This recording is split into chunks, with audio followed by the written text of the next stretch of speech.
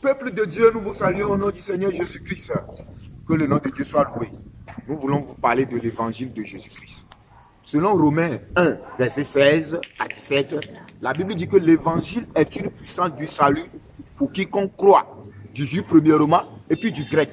Selon 1 Corinthiens 1, verset 18, la Bible dit que la prédication de la croix est une folie pour ceux qui périssent. Mais nous qui sommes sauvés, c'est une puissance de Dieu pour nous. Donc pour être sauvé, il faut écouter l'évangile. L'évangile, c'est quoi? C'est la bonne nouvelle.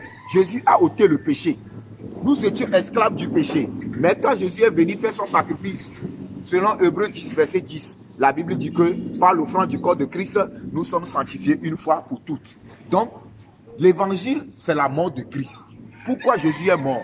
Jésus est mort pour nous donner la sanctification. Il n'y a plus de péché pour celui qui croit en Christ. Un pécheur ne peut pas adorer Dieu. Selon Jean 9, verset 31, Dieu n'écoute pas la prière des pécheurs. Si tu es dans un endroit, on dit de confesser péché à Dieu, c'est un lieu de démons, c'est un lieu de vautours, c'est un lieu des satanistes, c'est un lieu des faux prophètes, c'est un camp de concentration, c'est une boutique.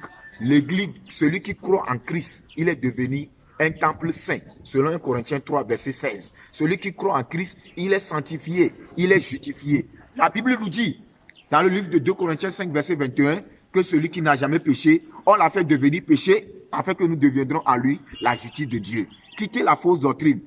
Jésus dit d'aller prêcher la bonne nouvelle à toute la création. Selon Marc 16, verset 15 à 16. À toute la création, le Togo est dedans. Voilà pourquoi vous devez connaître la bonne nouvelle. Nous étions morts en Adam et maintenant nous avons la vie en Christ. Le premier Adam a péché et la condamnation a atteint tout le monde. Maintenant, la justice de Dieu s'obtient aujourd'hui par la foi en Christ Jésus.